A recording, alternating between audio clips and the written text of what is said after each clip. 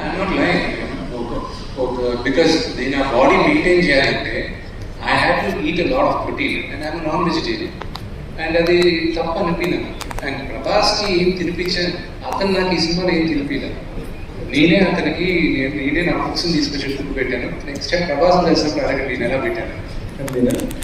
So ఇటీవల అన్ని theatres కూడా ఓపెన్ చేస్తారు తెలుగు రాష్ట్రంలో. So you know 1,50,000 tickets. I'm humbled. అంటే ఇది శివలీల లాగే ఉంది. నిన్న సెన్సార్ విషయంలో కూడా కట్స్ చెప్పారన్నారు. ఆ కట్స్ తర్వాత సినిమా ఇంపాక్ట్ ఏమన్నా దెబ్బతిన్నదా, లేకపోతే మీరు ఊహించింది వచ్చిందా? సిమిలర్ వర్డ్స్ పెట్టారని విన్నాము, నిజమేనా?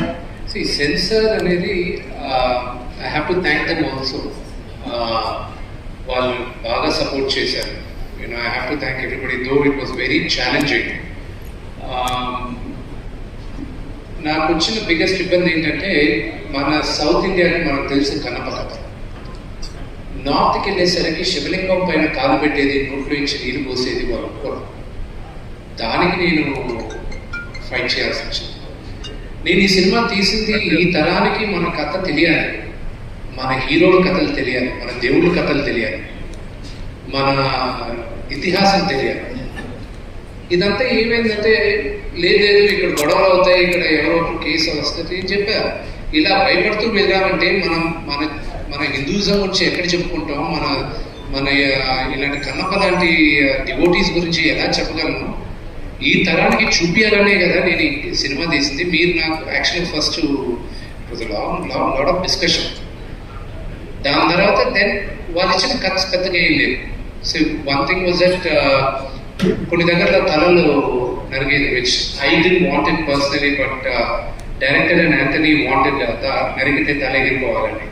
సో ఐ వాజ్ లైక్, నాకే కొంచెం ఇదిగా ఉంటుంది. సో ఐ సెట్ లేదు అని. So those were the two things. And blood ఎక్కడో దగ్గర ఎక్కువ కనిపించిందని.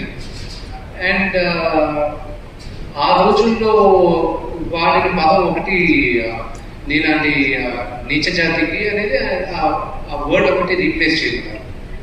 అది చేసేసి they also have to get the larger picture.